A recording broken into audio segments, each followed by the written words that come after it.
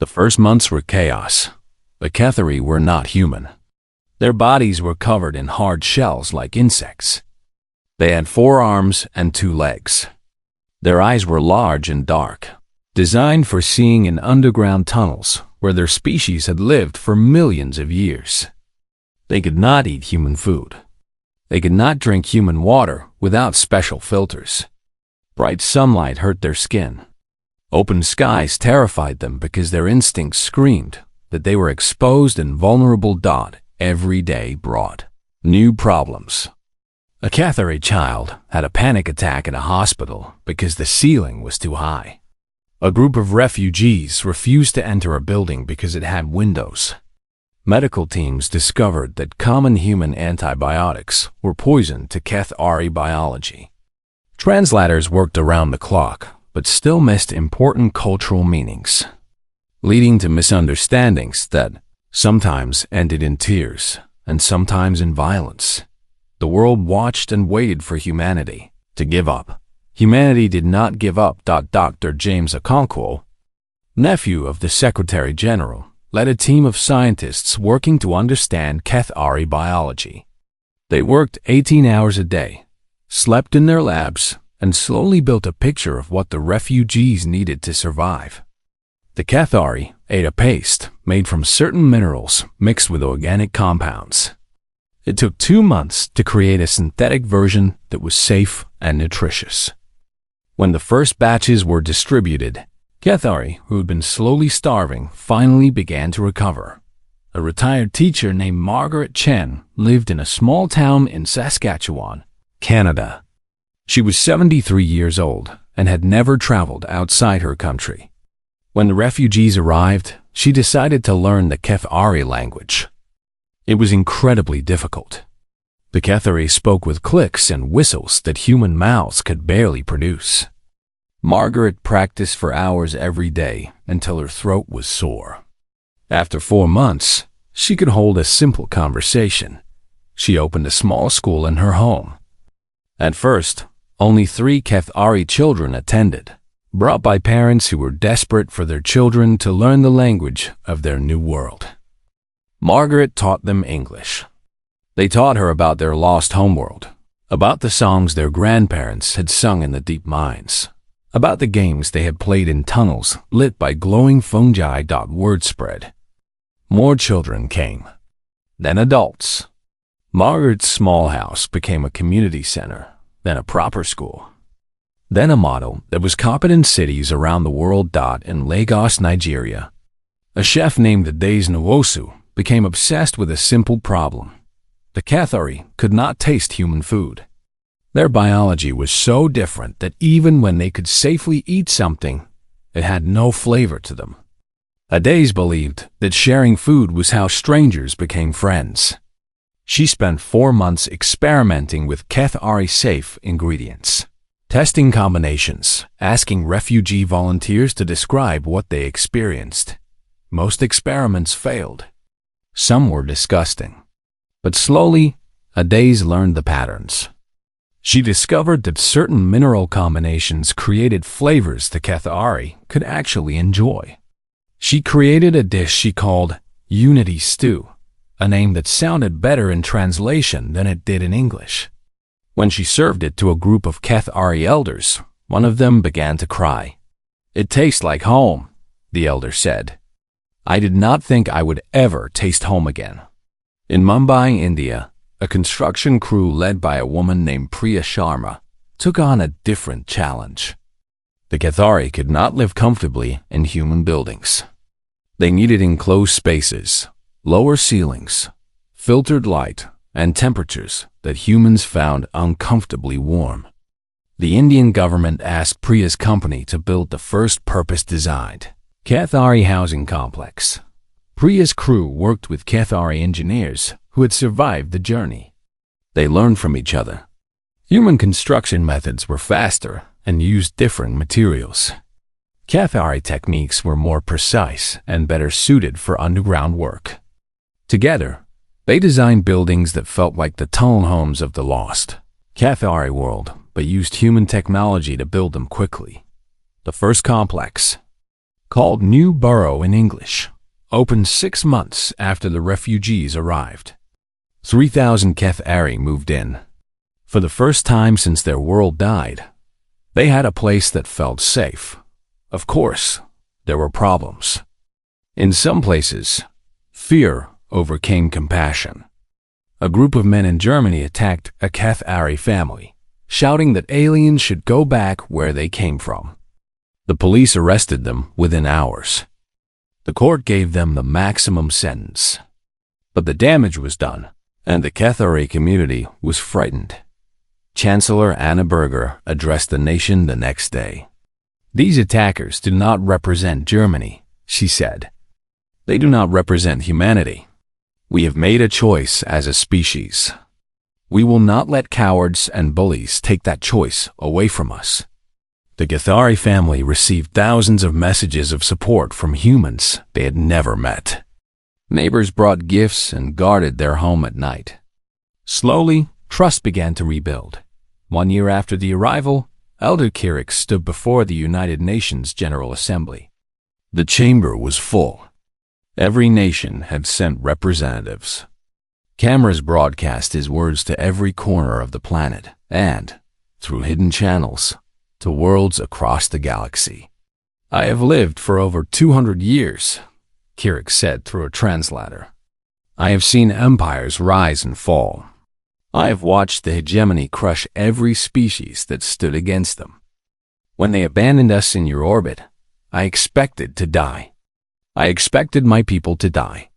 The hegemony told us humans were dangerous primitives who would destroy us or let us starve."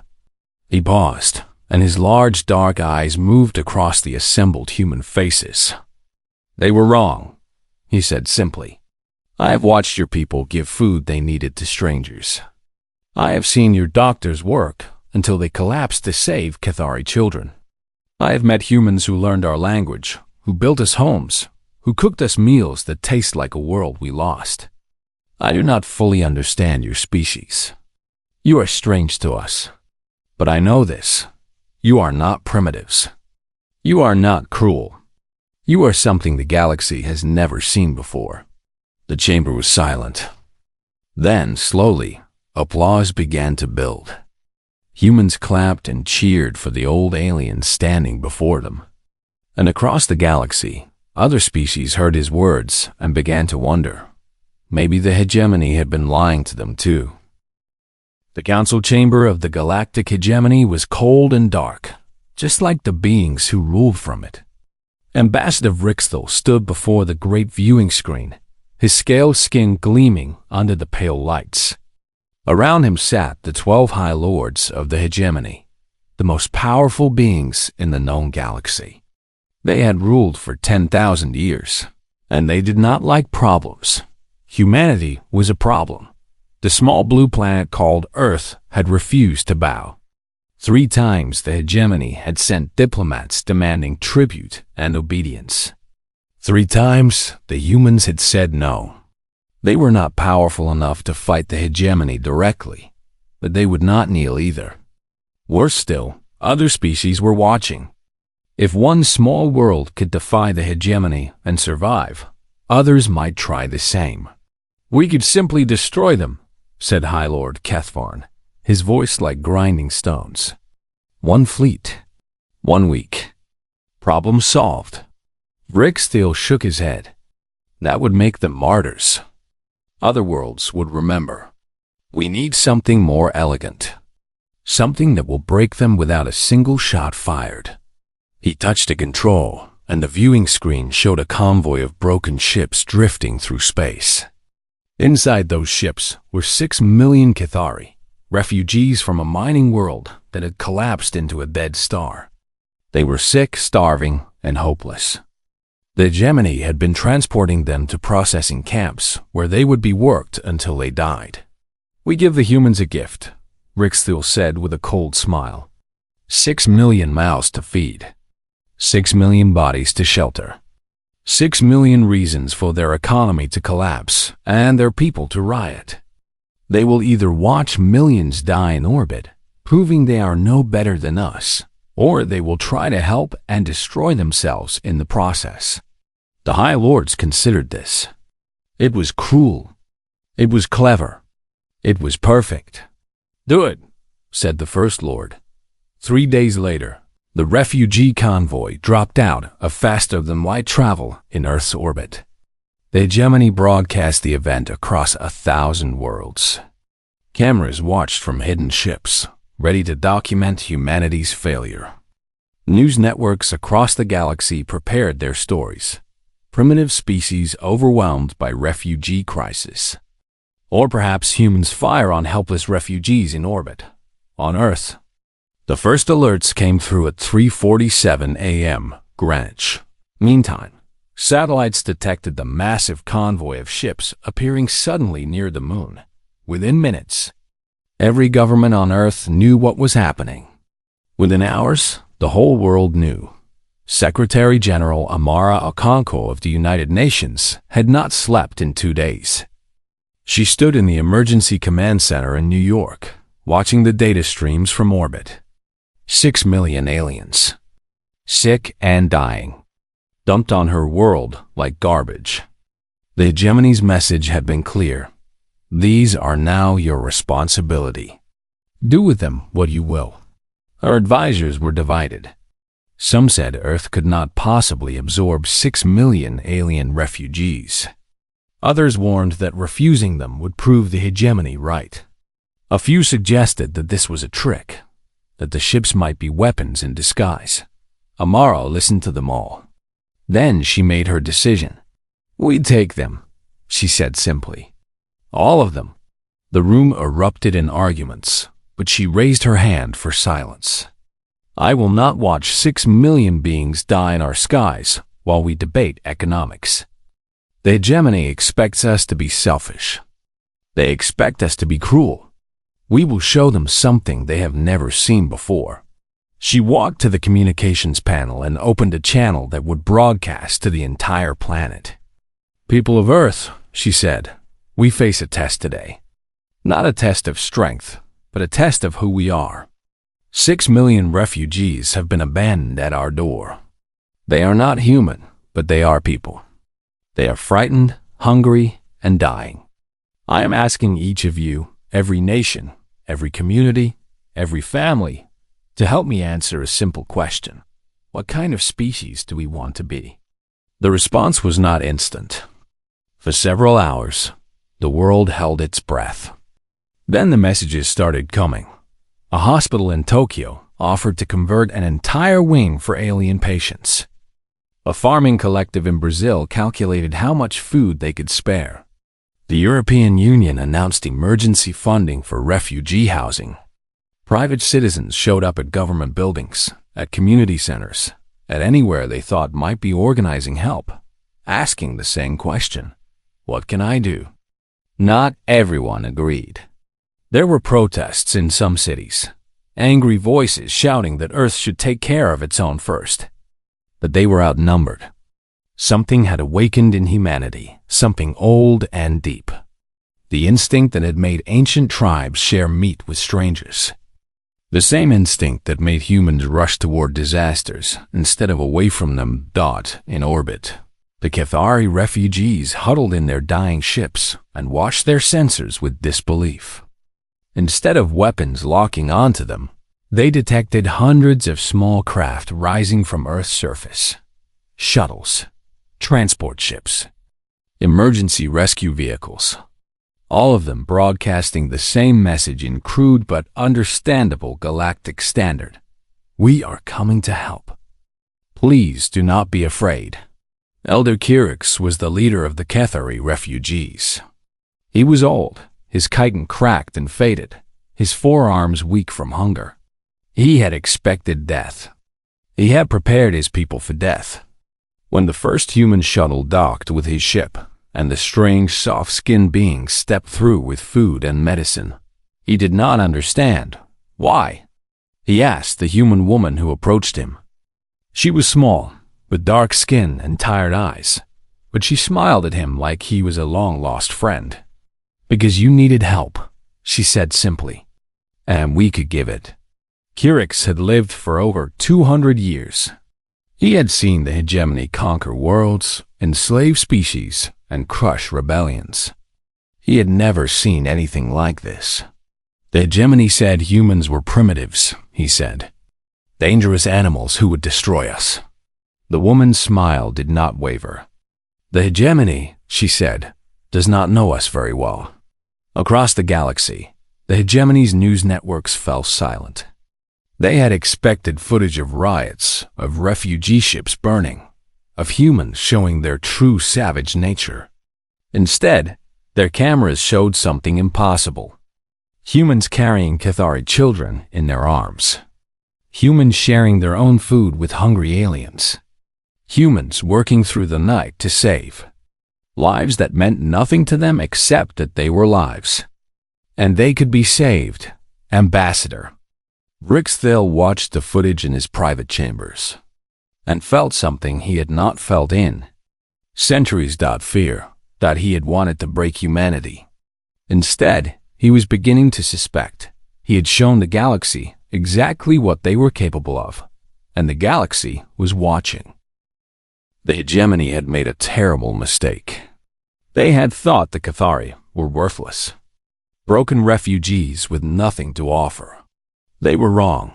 The Cathari had survived for millions of years in the most dangerous environments in the galaxy. Their homeworld had been a planet of deep tunnels, underground rivers of molten rock, and minerals so valuable that the hegemony had worked them as slaves for centuries. The Cathari knew things about mining, engineering, and construction that no other species could match, and they were grateful. 2 years after the arrival, a Cathari engineer named Threx approached Dr. Sarah Chun at the International Energy Research Center in Switzerland. Sarah was working on fusion power, the dream of unlimited clean energy that humans had been chasing for decades. She was brilliant, but the problems she faced seemed impossible to solve. "I have been studying your work," Threx said. His voice was translated through a small device on his chest. "Your theories are correct, but your methods are wrong." Sarah looked at the four-armed alien standing in her laboratory. She could have been offended. Many scientists would have been. Instead, she felt curious. "Show me," she said. Threx pulled up her fusion reactor designs on the main screen. "You are trying to contain the reaction with magnetic fields. This is logical, but your fields are not strong enough. And making them stronger requires more energy than the reaction produces. That is the problem we have been trying to solve for 50 years. Sarah agreed. Threx made a clicking sound that his translator turned into a chuckle. "We solved this problem long ago. We had to. Our homeworld was powered by geothermal energy from the planet's core. We learned to work with heat and pressure that would vaporize your strongest materials." He touched the screen and began modifying her designs. "You do not need to contain the reaction completely. You need to guide it. Like water flowing through a tunnel. You shape the path, not the walls." Sarah watched as Threx worked. What he was showing her was revolutionary. It combined Cathari practical experience with human theoretical physics. Neither species could have created it alone. Together, they were building something new. They worked for 8 months. A team formed around them, humans and Cathari working side by side. There were arguments. There were failures. There were 3 small explosions that forced them to evacuate the building. But slowly, piece by piece, they built something that had never existed before. The first human Cathari fusion reactor activated on a cold morning in November. The team watched their instruments as the reaction began. Energy output climbed. It passed the break-even point where the reactor produced more power than it consumed. It kept climbing. Sarah turned to Threx, tears in her eyes. "We did it," she whispered.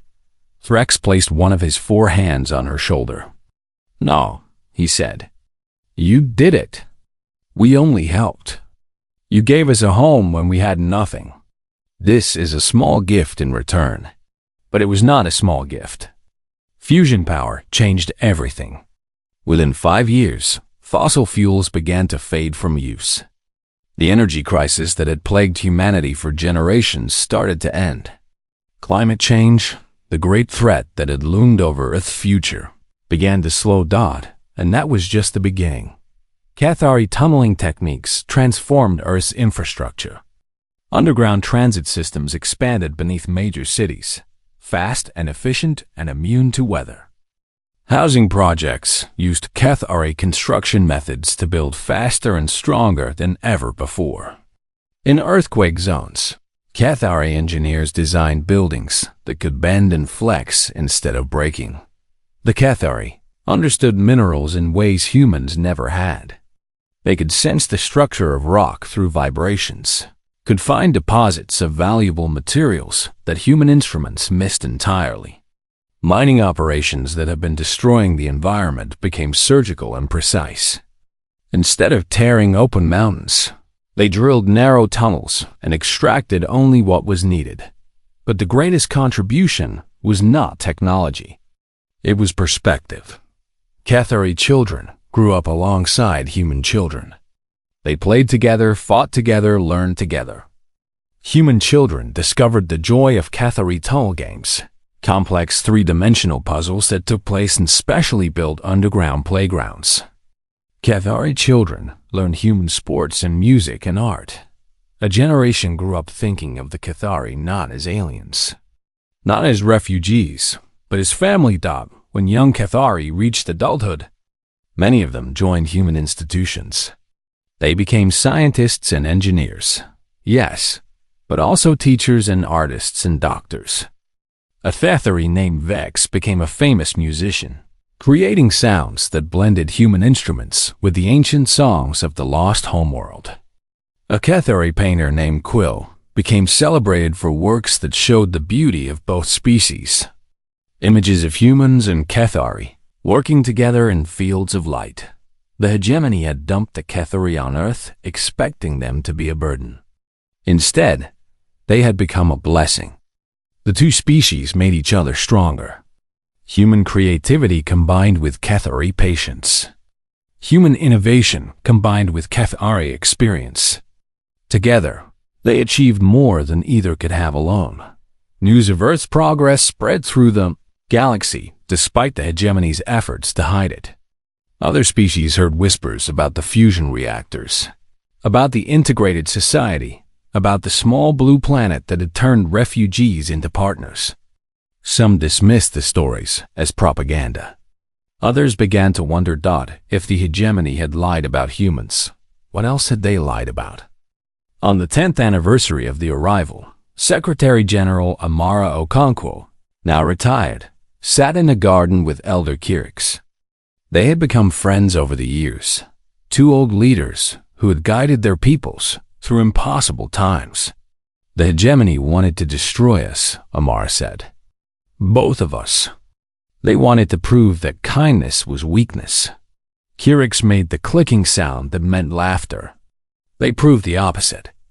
They showed the galaxy what happens when species work together instead of fighting. I think they are regretting their decision now. Amara smiled. I hope so. But I also hope other species are learning the right lesson. Not that humans are powerful. That compassion is powerful. That kindness is powerful. That the hegemony's way is not the only way. In the garden around them, human and Cathari children played together, laughing in two languages that were slowly becoming one.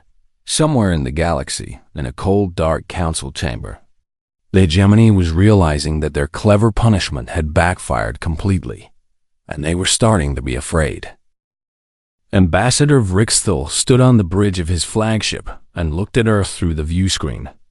10 years had passed since he had dumped 6 million refugees on this small blue world. 10 years since he had expected to watch humanity collapse. Behind him floated a battle fleet of 50 warships. The Hegemony Council had finally decided that humans were too dangerous to ignore. The story spreading through the galaxy had to be stopped. Earth had to be brought to heel, by force if necessary. Begin scanning their defenses, Vrixthal ordered. His tactical officer, a young scaled soldier named Threxival, worked his console. Seconds passed. Then a minute. Rick still saw the officer's scales turn pale. "Ambassador," Drexel said quietly. "You need to see this." The view screen changed to show sensor data. Rick still felt his blood turn cold. Earth was not defenseless anymore. Orbital platforms surrounded the planet, armed with weapons that his computers could not identify. Ships patrolled near the moon, their designs strange and unfamiliar. They moved faster than anything in the hegemony fleet. Their power signatures were enormous. "What am I looking at?" Rickstol demanded. "Human Cathari hybrid technology," Drexel said. "Fusion-powered weapon systems. Ship engines using principles we do not understand. They have been busy, Ambassador." Rickstol gripped the railing in front of him. This was not possible. 10 years ago, humans had been primitives who could barely reach their own moon. Now they had weapons that made his battle fleet look like toys.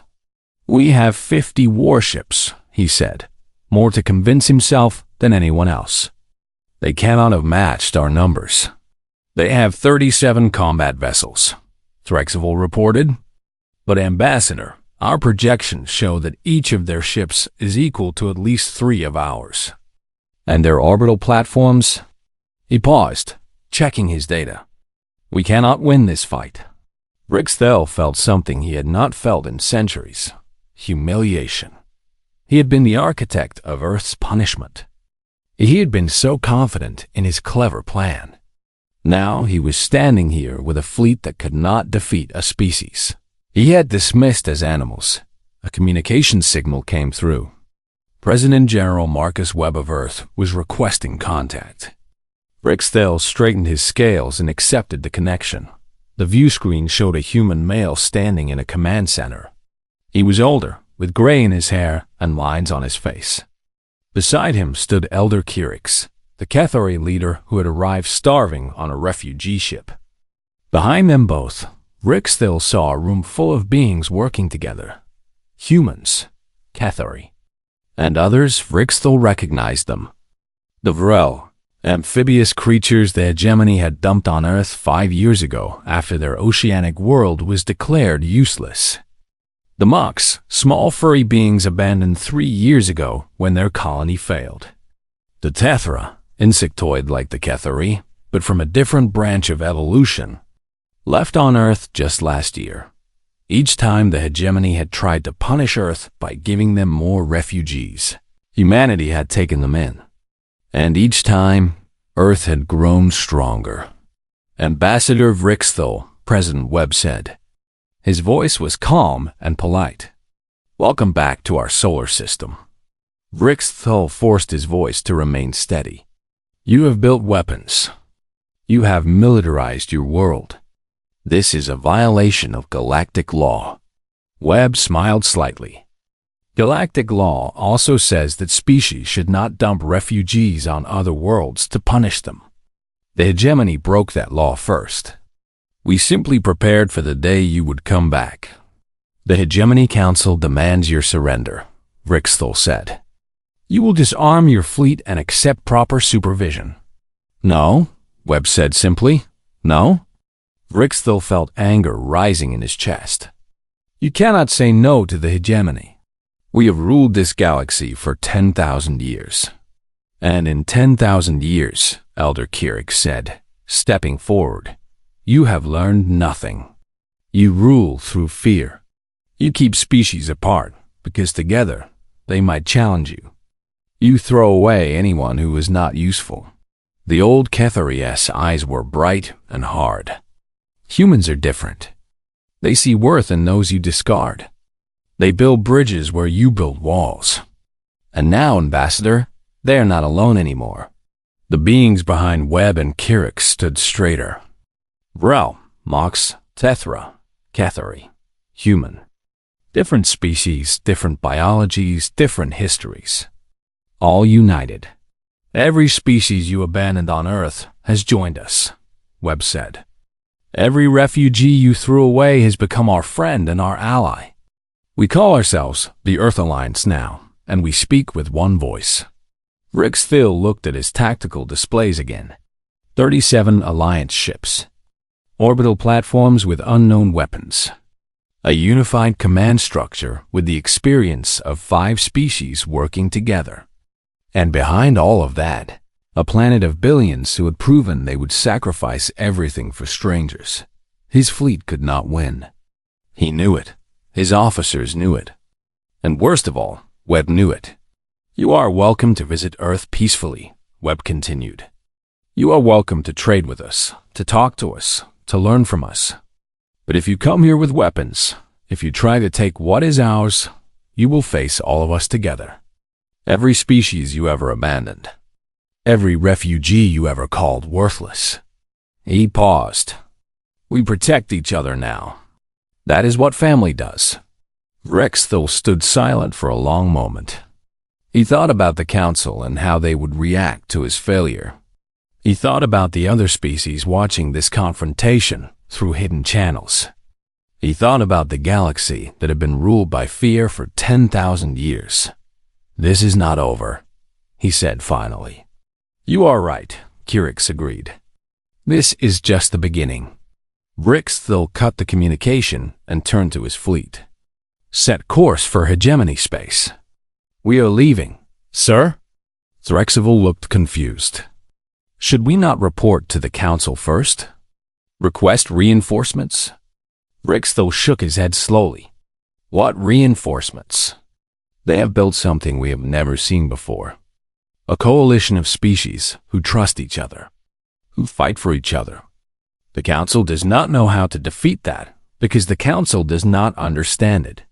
As the fleet turned away from Earth, Rick Thiel took one last look at the blue planet on his view screen. He had wanted to punish humanity. He had wanted to break them. Instead, he had given them everything they needed to become something new, something powerful, something the hegemony could not control. The galaxy was changing. And for the first time in 10,000 years, the hegemony was afraid. 50 years had passed since the day 6 million Tahari refugees appeared in Earth's orbit. The galaxy was a different place now. The hegemony still existed, but it was a shadow of what it had been. Every year, more species left its control. Every year, more worlds joined the Earth Alliance. Not through conquest, not through force, but through a simple offer. Join us as equals, and we will help you thrive. The Alliance did not demand tribute. It did not require obedience. It asked only for fair dealing and mutual respect. And in return, it offered something the hegemony never had. Hope. President Amara Chen Webb stood at the window of her office in New Geneva, the capital of the Earth Alliance. She was young for a president, only 42 years old. Her grandmother had been the scientist who helped create the first fusion reactor. Her grandfather had been a Cathari engineer named Threx. She was the first leader in human history to have alien blood in her veins. And no one cared, because the very idea of alien had lost its meaning. On her desk were reports from across the Alliance. A new colony world, jointly settled by humans and Mox, had just achieved food independence. A trade agreement with the Vrel had opened up undersea resources that would benefit a dozen species. A delegation from a world still under hegemony control was secretly asking about defection. 50 years of kindness. 50 years of compassion. And the galaxy was transforming. In the Great Plaza of New Geneva, preparations were underway for the anniversary celebration. Millions of beings from dozens of species would attend. The plaza had been designed for exactly this kind of gathering, with sections for aquatic species. Temperature-controlled zones for those who needed different climates, and gravity-adjusted areas for beings from lighter or heavier worlds. Elder Kirik sat in a specially designed chair, watching the preparations. He was ancient now, over 270 years old. His chitin was thin and faded. His movements were slow, but his mind was still sharp, and his eyes still carried the wisdom of a being who had seen the impossible become real. a young human girl approached him. She was perhaps 10 years old, with dark skin and curious eyes. "Excuse me," she said politely. "Are you Elder Kirix? The one from the stories?" Kirix made the clicking sound that meant gentle amusement. "I am, though I suspect the stories make me more impressive than I actually am." The girl sat down beside him without asking permission, the way children do. "My teacher says you were on the first refugee ships, the ones the hegemony dumped here. Your teacher is correct." "What was it like?" the girl asked. "Were you scared?" Kirix was quiet for a moment, remembering. The dying ships, the hunger, the certainty that they would all perish. Then the impossible sight of human vessels rising to meet them, broadcasting messages of welcome instead of weapons fire. "I was terrified," he admitted. "I thought we were going to die. The hegemony had told us humans were monsters, primitives who would destroy us." He paused. "They were wrong about so many things. But you trusted us anyway?" "I did not have a choice at first," Kirix said honestly. "We were starving. We had nowhere else to go. But then your people showed us kindness we did not expect. They fed us when they were hungry themselves. They gave us homes when they were crowded. They learned our language and cooked us food that tasted like home." Trust came later, built from 1,000 small acts of compassion. The girl nodded seriously, as if this made perfect sense to her. "My best friend is Cathari," she said. "Her name is Vrix. We are on the same soccer team." Kirix felt warmth spread through his old body. This was what they had built. Not just treaties and technology, but friendship. Children who thought nothing of having friends from other species. A generation that could not imagine the galaxy the way it used to be. "Hold on to that friendship," Kirix said. "It is more valuable than anything in the universe." The girl smiled, said goodbye, and ran off to join her friends. Kirix watched her go and felt something he had not expected to feel in his final years. He stopped later that day. President Chen Webb took the podium before millions of beings. The plaza was full of every species that had joined the alliance. Humans stood beside Cathari. Vrel splashed in pools next to Mox, who preferred to stay dry. Tethra clicked and whistled with beings whose languages they had learned over decades of friendship. Elder Kirix sat in a place of honor, too weak to stand for long, but determined to witness this moment. 50 years ago, President Chen Webb began. The hegemony tried to destroy us. They dumped 6 million refugees on our world, expecting us to collapse. They believed that compassion was weakness, that kindness would break us. She paused, letting her gaze sweep across the incredible diversity of beings before her. They were wrong. Applause rolled through the plaza like thunder. "We did not break," she continued. "We grew. Every species they abandoned, we embraced. Every challenge they threw at us, we overcame together.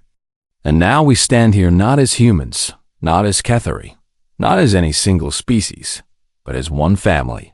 She turned and gestured to Elder Kirix. 2 attendants helped the old Cathari to his feet. He walked slowly to the podium, his ancient body held upright by pure will. "I have lived long enough to see miracles," Kirix said, his voice carried across the plaza by amplifiers. "I have seen species that the galaxy called enemies become brothers. I have seen children who carry the blood of 2 worlds. I have seen fear replaced by trust and cruelty replaced by kindness." He paused, breathing heavily. The hegemony ruled through force. The alliance leads through example. And I know which method will outlast the stars. Across the galaxy, beings watched the celebration through screens and holographic projectors.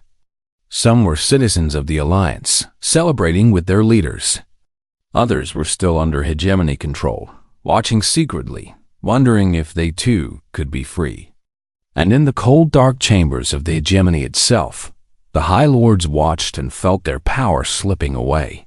The First Lord, oldest and most powerful of the council, turned off the transmission in disgust. "This is your doing," he said to the empty chair where Ambassador Vrixthal had once sat. The ambassador had died years ago, broken by his failure and the galaxy's mockery. "You gave them everything they needed to destroy us."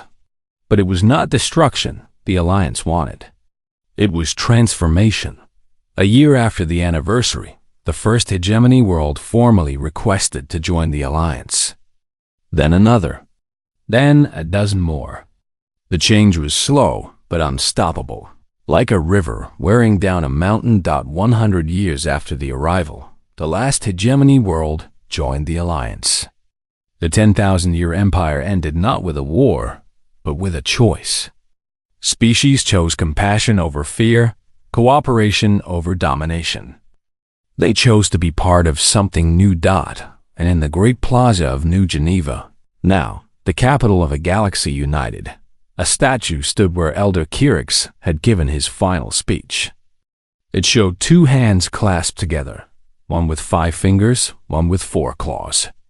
Below, it were carved the words that had become the Alliance's motto: "Kindness is strength. Compassion is power. Together we rise." The hegemony had wanted to punish humanity for its defiance.